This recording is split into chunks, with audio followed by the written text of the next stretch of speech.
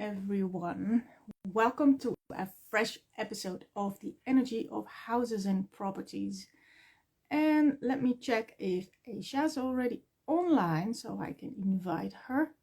Aisha is an architect and a geomancer, and she's helping clients and architects and landscape architects to design spaces and places in a new way, in harmony with the energies of the environment. And I'll accept her into there. She comes, I hope.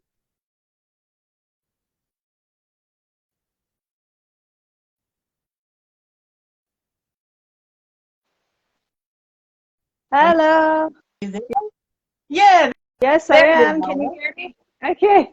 Hi. Good Can you morning. hear me? Yes, I Just using my. can. Okay, good. Great. We've got construction going on. The floors are being sanded down. Garbage trucks making noise and noise all around. So I've got my headphones. Sound Nice wise, to we're fine. Good. Nice to see you. Yeah, I just introduced you and what you're doing. Well, I was letting you in, and I thought it's summer solstice. So why not talk a bit Yeah, about that? absolutely. I Let's do that. I happen to know that you have read a lot about the theories of Rudolf Steiner. So maybe you Yeah. could, share a bit of that about summer solstice. Oh, wow. Well, I actually don't have any direct links to what solstice means in the lens of Rudolf Steiner's teachings. Um, I mean, the what comes to mind that the solstice is about remembering the alignment with the Christ consciousness, but I don't know if that's what he was talking about. If you know the links between Rudolf Steiner and the summer solstice, I don't remember reading any in my studies and with esoteric studies based in Rudolf Steiner's work, and the various lectures I've read about, his architecture impulse and the Waldorf schools. Yeah, I mean, it's a time that is asking us for sure to come back into alignment with the light within us, and we're now actually moving into, if we're in the northern hemisphere, we're moving into the darkness more. Now the days will get shorter and shorter, and so really it's a celebration of the light, of what the light gave us in this entire year. And for those who are down under, like in Australia or other parts below the countries below the equator, it's about finding that light within the darkness, going within. I'm feeling personally the energies of summer, and so with that comes the letting go of structure, letting loose, playing, swimming, and often schedules get all like jumbled up, right? As a mother with and family, as my son is out of school now, so it's like, and the solstice. Yeah, the solstice is really about coming back into alignment with the light, with the sun. Does that resonate, Nicky, with you? Yeah, it is certainly a moment in time where it is. What I noticed the most is that the energy is going from an expanding energy to a retracting energy. And Right. that, of course, has to do with everything, with the light. And what comes after that in nature, everything has been blooming and blossoming, and now we're slowly going to reap all what we've seeded in spring and in the late fall. Yeah. So it is a perfect moment to stand still about whatever you wanted to manifest, because now it's time of retraction, and reap. Yeah, retraction. And what comes to mind too, Nikki, when you share is it's the gathering as well, right? We're going to enter into the harvest phase, right? Where we're picking the fruits, the corn, the gifts of the planting of those seeds.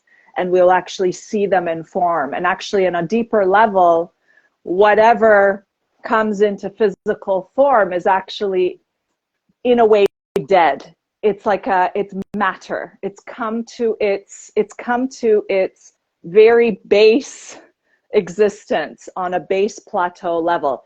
Doesn't mean that it can't hold spirit. It doesn't mean that it can't give us joy and nourishment and satisfaction when we bite that, you know, beautiful juicy peach, right? But that the that they have, it's reached its lowest level, you could say. Okay, maybe you could also say the lowest level is when the peach is in its decomposing phase, where it turns black and sludgy. But really, it's like it's done its job. It's received the blueprints from the cosmic forces and received the blueprints from our longings, our desires, our dreams, our wishes.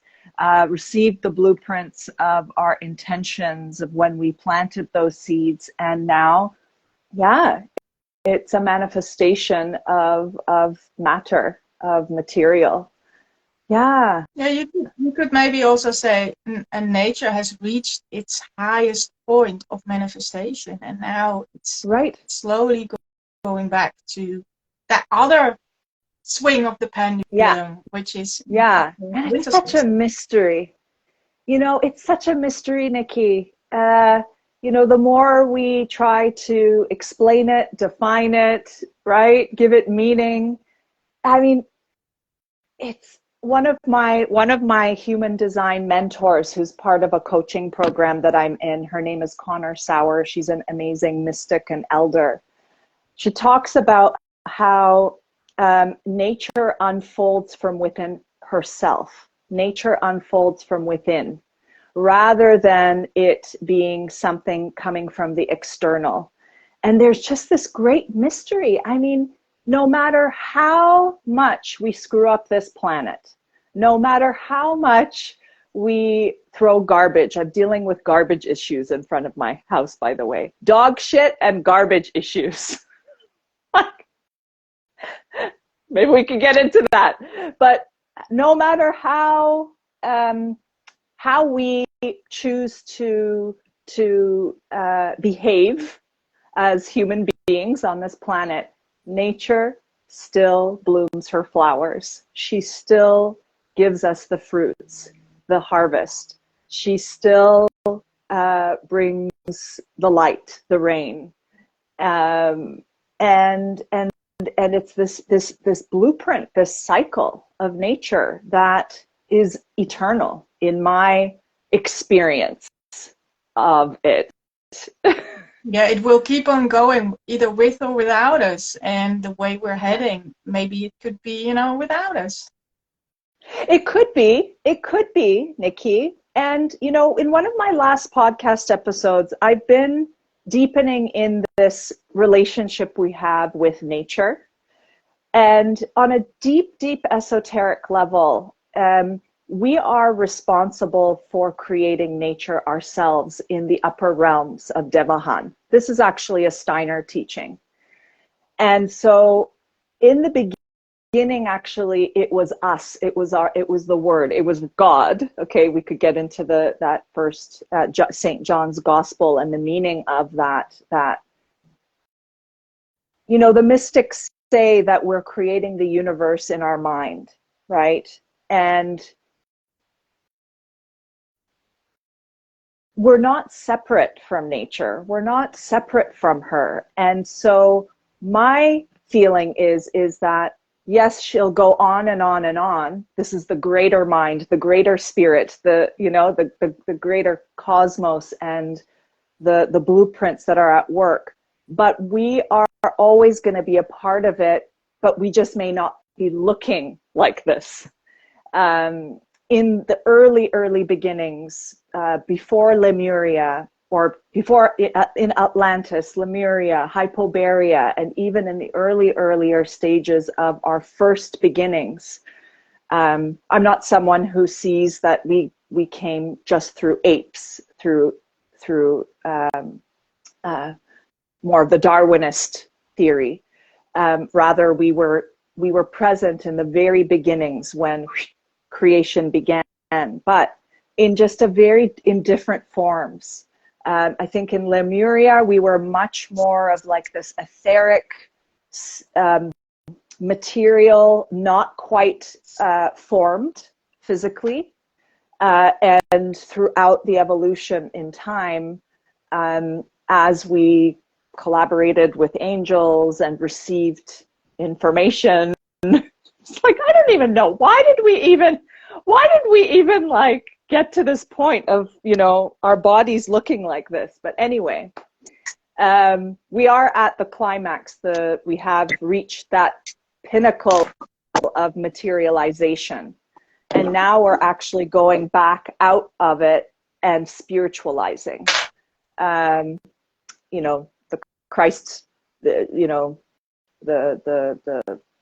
I guess the crucifixion of Christ was a kind of, or was it the birth or the crucifixion? I'm not sure, but was a really key marking point in time there when Christ, or the body of Jesus, was fully spiritualized.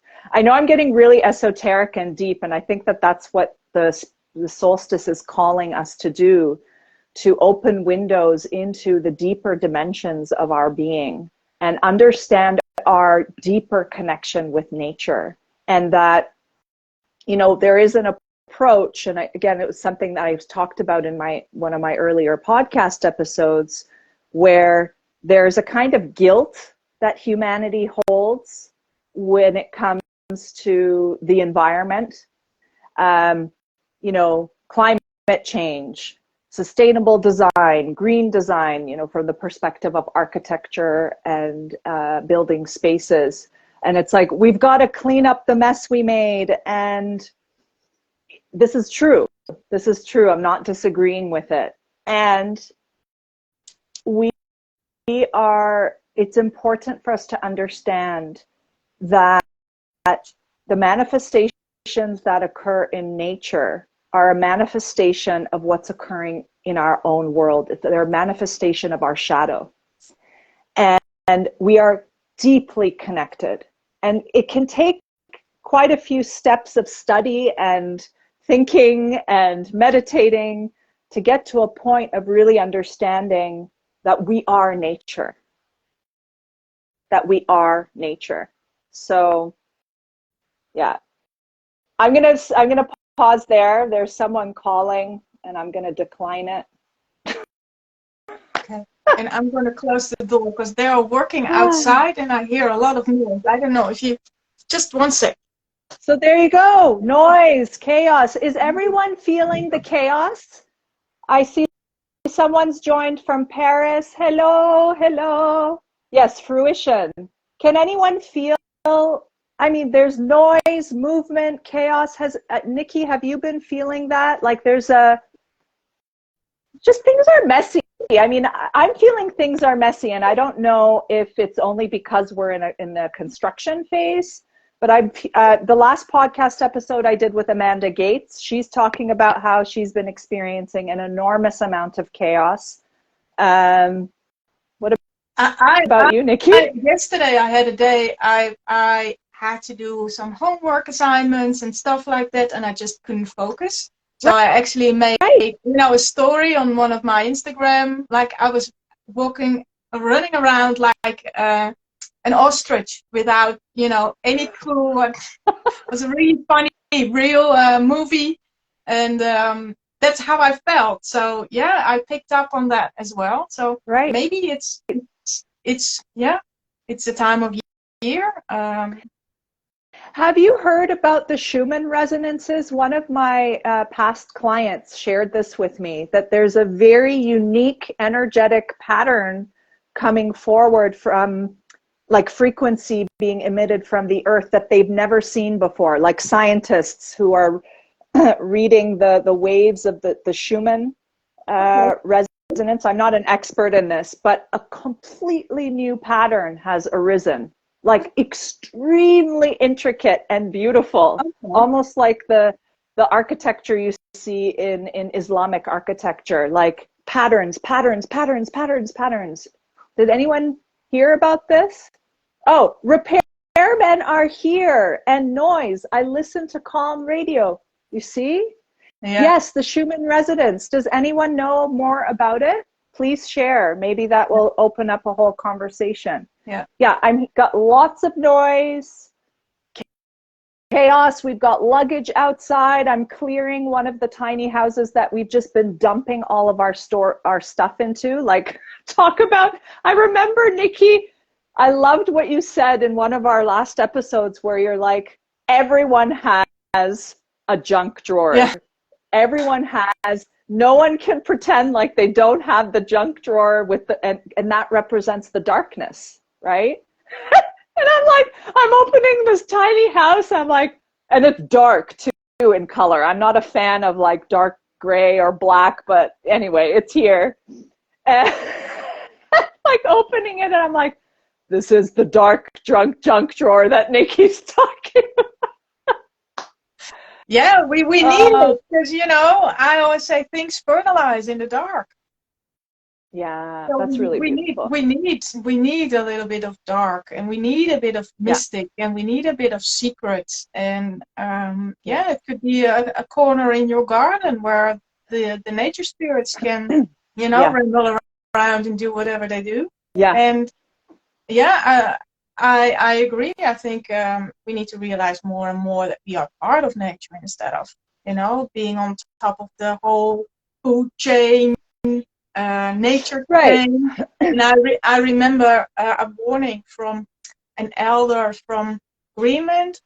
I once did a training with. His name is, I don't even know if I pronounce it right, Angagak. I don't know what that is. He's from, you know, he's from the space of ice, and his mission is to melt the ice in the hearts of people. And he warned us about climate change, and that there's a whole population worrying about the polar bear. But polar bears are able to survive, I didn't know that, in a temperature from -50 to +50. But we humans, we are not. So maybe we should worry a bit more about our survival instead of the survival of the polar bear, which is an interesting take. Oh, wow. I just imagined the polar bear in a completely different environment as you're sharing with me. Well, that's a very different take. That's what he said. I didn't check with biologists like that if it's really true, but hey, he's from that area, so I guess they know more about polar bears than I do. Well, I love that. That's so beautiful. They're such beautiful animals, those polar bears. Wow. Yeah. So again, it's playing, you know, when the imagery that we see that like connected to what you're sharing, there's always this like seed planting of guilt or fear. It's coming, or look, we're hurting, and we are. I don't want to say that we're not. I mean, the rainforests have been depleted, right? The garbage in the Mediterranean Sea right now is disgusting. Yes, the oceans, they are dying, but Gaia is also going through this process for a reason. She's going through this death, this rebirth, this gestation process. But when you were talking about the polar bears, oh, right.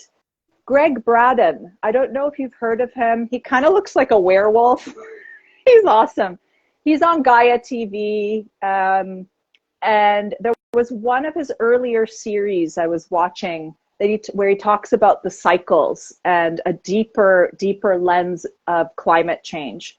And they do these ice piles, like basically tubes, where they drill really deep into the earth, and ice cores, and they extract these ice cores out of the earth, and they're able to read like the strata, the years of evolution of the earth through these ice cores. And they're pulling out charts and showing like the earth got hot, way hotter than like we've, than the scientists are predicting now. Like he's like, it's not the issue. It's not the issue. And that there are these natural cycles that are required for the growth, the evolution. And I can see here a note by one of our listeners here. Gaia is ascending. Yes, her ascension process, her growth process, our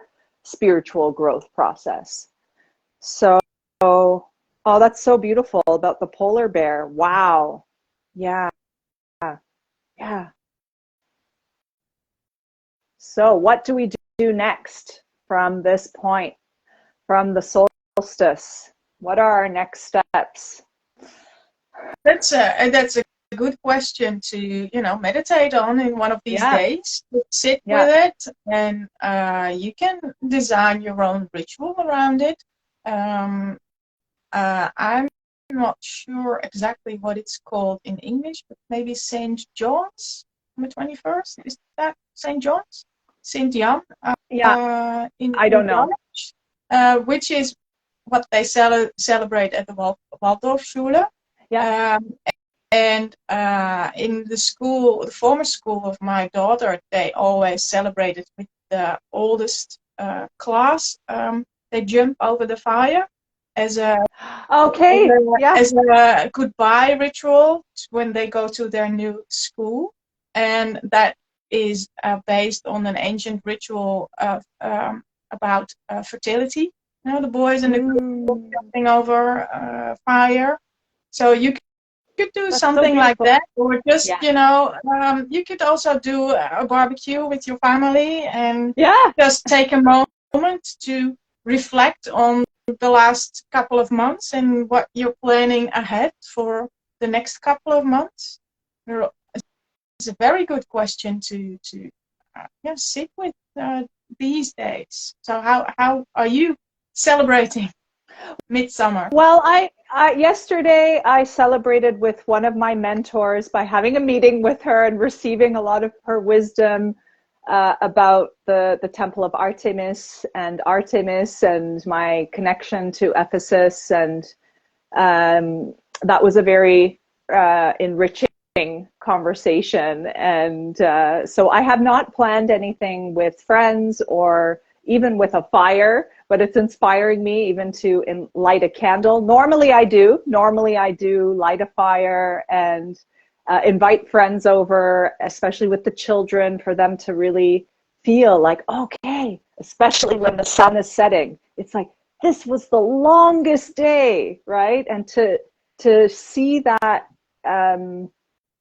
excitement in the children's eyes, that's just such a gift. It's such a gift. But yeah, you're inspiring me to, it's not too late. We're still within the window of the solstice. So let's do something with the fire. Another thing that I'm doing is I'm having a summer solstice visioning party with my community today at 9 p.m. Istanbul time, which is about 2 p.m. New York. It's a 2-hour visioning journey. So if any of you are interested, it's for women architects, designers, land stewards, visionary leaders who are really ready to build the sacred blueprints for our new earth. It's not too late, so you can go to the link in my bio to sign up for it, and I'll be leading a visioning journey. So in that sense, yes, I'm celebrating with the group, with the community. Yeah.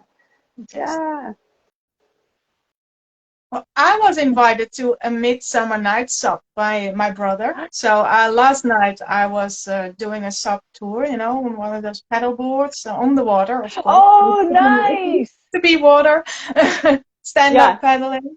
And we were with a big group, and there was another subgroup tagging along. So I think we were about 25, maybe even 30 Wow. people. It was really fun. So we really celebrated the longest day. Yes. Yeah. Oh, I could just picture all of you. And did you do it around the sunset? Yes. Oh, Yeah. beautiful. So I could imagine that it was just such a beautiful sight with all of you standing on your boards and paddling away. And wow. Yeah, that's amazing. It's Yeah. incredible. So with these traditions or rituals rather, or celebrations of these important markers of the year, I often encourage my clients, my design clients, to incorporate that into the project, into the living of the sanctuary that they design. Um, you know, it's you can design the most perfect sacred geometry temple building, but if you don't know how to use it or respect it or experience it or really allow it to shift the way you connect with nature, the way you connect with the property, then you're just going to end up, you know, stuck in the same patterns, and you won't really evolve or shift or manifest any of your visions and goals. So I always encourage some form of ceremony or celebration at these important times of the year to bring the knowledge of the cycles back into my clients' lives. Yeah. Yeah, and midsummer is also a time where a lot of buildings are designed where exactly the entrance should be. You know, it's midsummer, and then the light falls this Yes. way, and then it is exactly in this little Yes. window that is Yes. somewhere in a church. Only during these 2, 3 days, the light will, at this and this time slot, Yeah. exactly come to this little narrow, whatever they build it, and yeah, it is about alignment and how that activates the energy in within the building. So yeah, I guess you Yeah, could also I use love it. that in the design Absolutely. you are making with your clients. Absolutely. Living it, seeing it. Aha, this is where the light is falling. And to actually put a string with 2 nails, you know, stretch a string across the property to show the exact angle of where that sun is hitting, or perhaps it hits a wall in the landscape or another wall in the space, and it creates this beautiful, precise glow of the sun in the space. Absolutely, the ancient temple builders were building in this way. They were watching the sun. They were reading the stars. They were consulting the astronomers, right, and working with divine sacred measurements to hit it right, to get it right. Mm-hmm. And in this day and age, we're just so busy working in front of our computers that we become so disconnected from the cycles of nature, from the cycles of life. And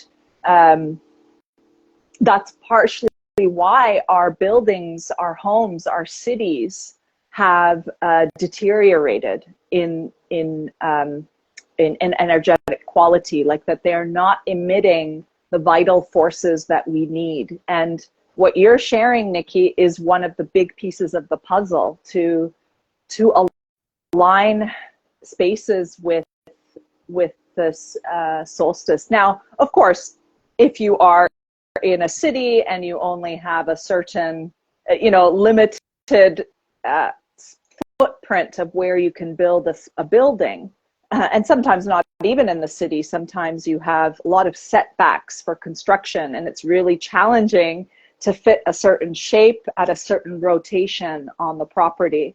But it doesn't matter. You can bring it through a window, right? Even if it's not at the perfect angle, as a reminder, aha, solstice is here, right? Yeah. And it will encourage you to remember, to see her, to connect with the sun again on that deep level. Yeah. And then of course the darkness, which comes after. I wore my black.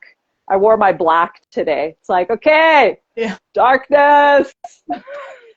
Actually, the Temple of Artemis is aligned with the West, which is more of the darkness, the mystery, which is a rare occasion for an ancient Greek temple. Yeah. And there's just this with the West. In the European churches, when it's a church is dedicated to a certain saint, they would use the name day or the celebration day of that particular saint to align the church on that day with the light. So sometimes it happens that a church changed from, I don't have an example, but from one saint to another over time.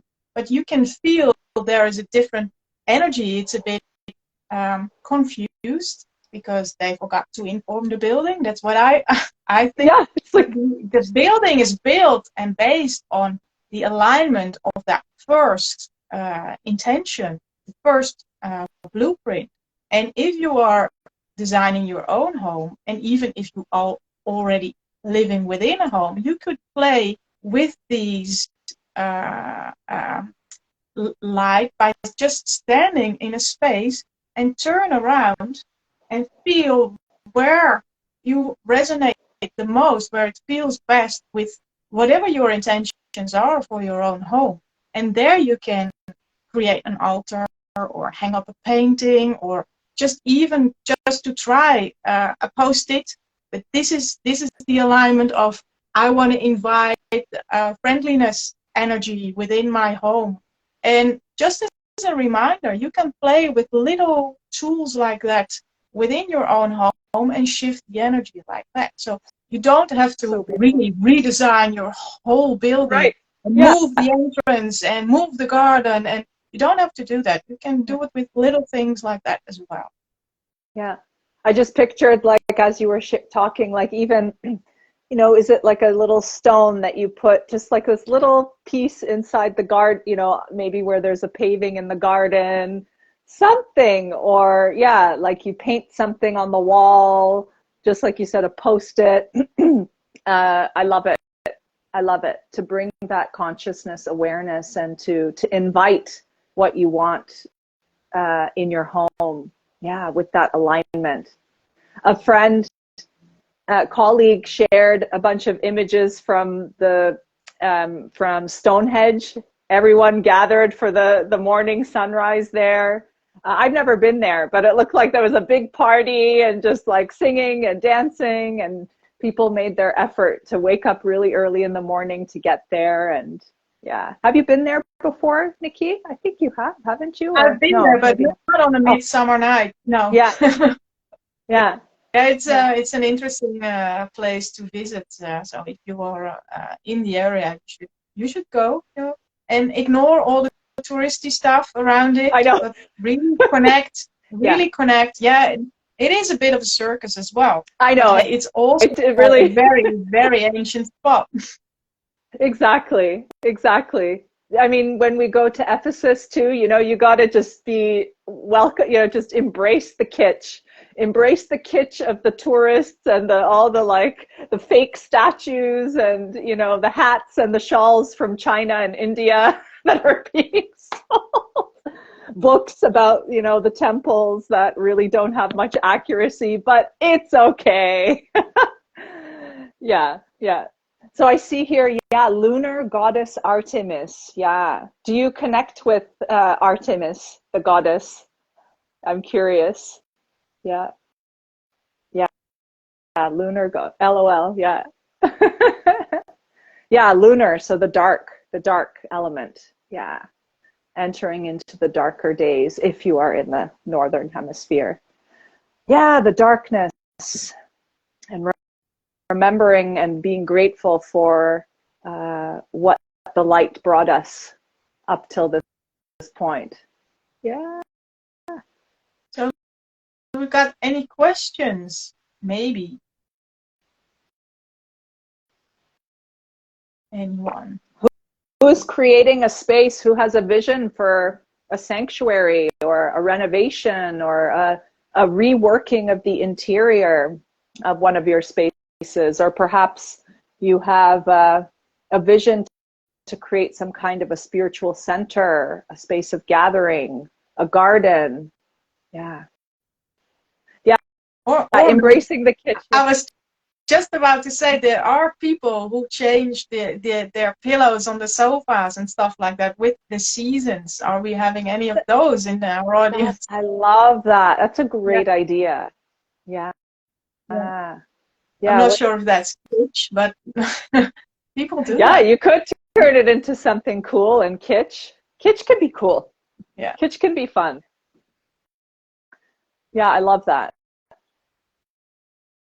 Yeah, what are you visioning? I mean, really, no limits here. I think that there's something about these portals. I mean, the solstice is a portal where we can step into our big visions. You know, what do we want to create? You know, there's so much in the news and in media that's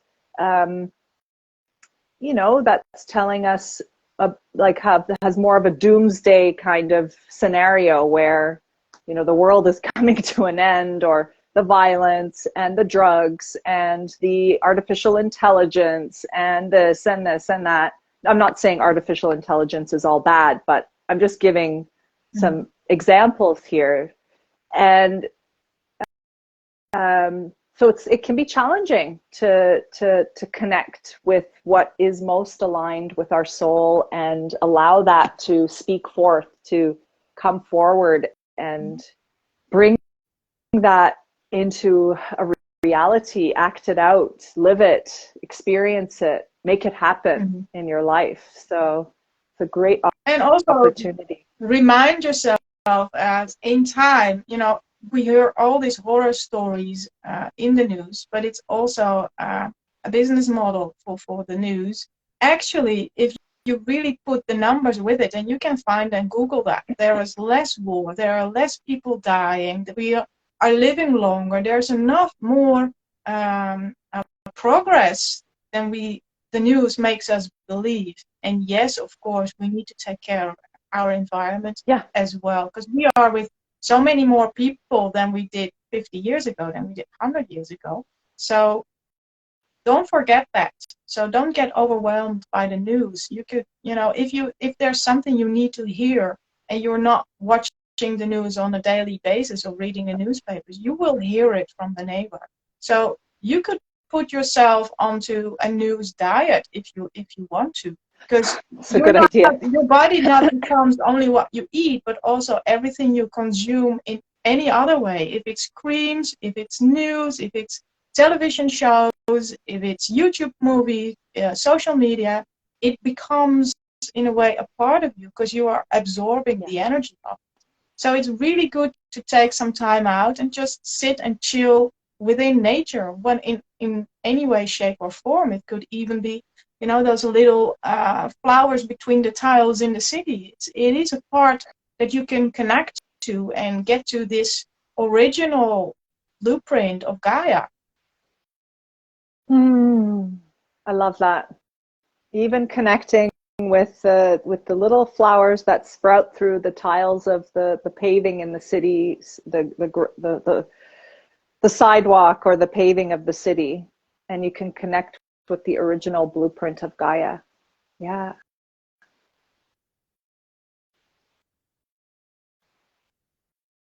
Yeah, she's ever creating, ever flowing, ever abundant. Now, when I say ever creating, of course, she goes into her slumber. She goes into also the non-acting mode.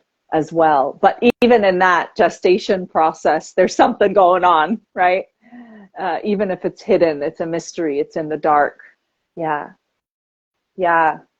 So I love that news diet. Yeah. I see someone says I seldom watch the news. Yeah, I'm similar. I often get updates from my husband, and I leave it at that, you know. So yeah, I've always been like that, but I do find that it's helpful to tap in every once in a while to understand what's up and around. It's just there's so many lies too, so you don't even know what the real truth is as well of the information. But love that. Yeah, taking a break from the news and playing, being in our joy, Nikki, right? Like that, the sup party, right? I mean, bringing that joy, bringing the play. We have that chance now, just like you're saying, that there has been a lot of progression, evolution. There's not as many wars, not as many people dying as maybe what the news shapes out to be. And we have opportunities to, in most countries, in many places, to express ourselves freely. Well, I'm going to take that back. Not necessarily in Canada or the U.S. In Turkey, it's some places you can't, depending on what you're saying. But in your micro world, you can create something. You can express yourself and create the space for joy. Yeah, in the end, it's the only space you have control over is you and your direct environment, and not even your partner, not even your children. You can only change what is within you. Yeah. And by that you can connect with the environment, and because you are changing or you're changing something within your environment, it is always a direct relationship. So if you change something within you, you have realization, you have an insight, it will change the environment. Everybody knows subconsciously the effect of going to a hairdresser. Often it is when you change your hair drastically, it is a sign of a new phase within your life. People do also the same thing with changing the color of walls in their home. Yeah. It is often it's subconsciously a sign of a new phase for whatever it is happening in their lives. But it works also the other way around. If you change the color of the wall in your home, it could change something within you, because color is also vibration. Yeah. And it's not always that you exactly know, oh, because I painted my wall yellow, but it will have an effect. It will have an effect. Yeah, I love it. You can use a pendulum too. If any of you use pendulums, you bring a color wheel onto the floor if you want to make a decision about what would be the best color that suits you. But make sure you're using really precise words and that you're not attached to the color. And there's a whole process with dowsing. But for those of you who have some experience with the dowsing, I think that's a great idea to go room by room, especially if you're doing like a renovation project. Really tune into what color suits you most. I mean, the only recommendation I have is don't use black for babies' rooms or dark gray. I mean, that's not the best. And also, actually, one of Steiner's wisdom is that I believe, oh goodness, I don't know if I'm going to get this right because there's so many nuances here. Is it up till they're 6 years old, 5 or 6, that the children actually sense the opposite color. So if you have a color wheel, green is the opposite of red. Is it yellow and purple, blue and orange? Did I get that right? I think I got that right. So, for example, they sense the being of red when they're in the forest at a very, very early age. Oh, right? The green, the forest, the leaves. It's actually, they sense the being, the energetic being of red behind green. Likewise with the others. And yeah, I mean, tune into what you feel is appropriate, but it's always ask. Don't choose the colors that you simply like for your children. Ask what would be appropriate for their soul, for their being, and it may need to change at different stages of their life. Yeah, and in combination with the space itself. So if you think it is all a bit getting too complicated now, just, write an email to Aisha or me, and we will help you with that. Because a lot of factors come into play if you really want to get it right. Because a lot of things are in play with dowsing, and the most important thing is being as unattached as possible. And if it's your space and your home, really difficult to be non-attached. I also experience that too. Still, we're working with our own home, so I'm like, okay, I'm not going to do this now because I'm really attached. I'm going to leave. Yeah.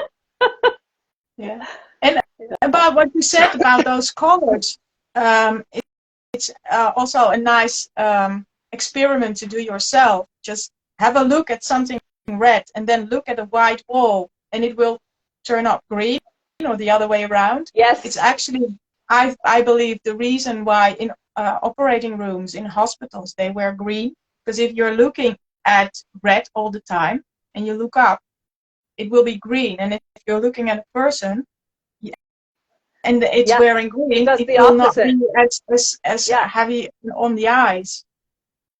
Yeah, that's all in Goethe's color theory. I remember a while back, I didn't go through the whole book, but he talks about that, the deeper meanings also about that. Flip. Why does it flip like that? Yeah. So interesting. Yeah. Yeah. So play around with that. I remember when I was buying my first home, I sat for a really long time. I just sat in this empty house and I just sat with it. And my way was, I went to one of those painting stores, do-it-yourself shops, and I got a lot of colors, and I just sat and I just, envisioned what I wanted to project within the house. And of course, I also had a favorite, but one of my favorite colors is green. But there are so many colors of green. You can so many different tones. Yeah, and something will show up. You will feel or douse or see or are attracted to a specific color on all those little, those things in the shop with all these colors. Yeah, the swatches. Yeah, I've got a couple here. Yeah, the swatches. Yeah. So try it out. Just sit with it. I love it. That's so beautiful, huh? With how our conversation has led organically to color, right? And it's about the light, right? It's about the light. It's about the different vibrations and beings in the rainbow, right? The colors in the rainbow. Yeah. And how the eye sees what is real, what isn't. It's, to celebrate the light, celebrate the summer, the solstice with color and with the light. Yeah. So just, a last chance to ask if you have a question, because I feel we are about to wrap up. Yeah. And let us know what you do. From? We have someone from Paris. Who else is here? Oh, I'm just typing something here by accident.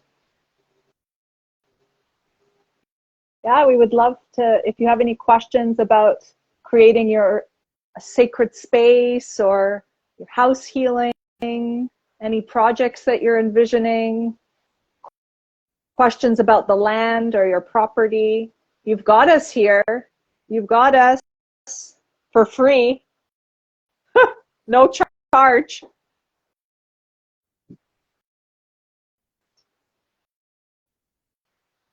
I think everybody is overwhelmed with all the information. Yeah, it's just so rich. Well, you have your summer solstice celebration tonight or tomorrow night? It's tonight. It's tonight, 9 p.m. Istanbul time, 2 p.m.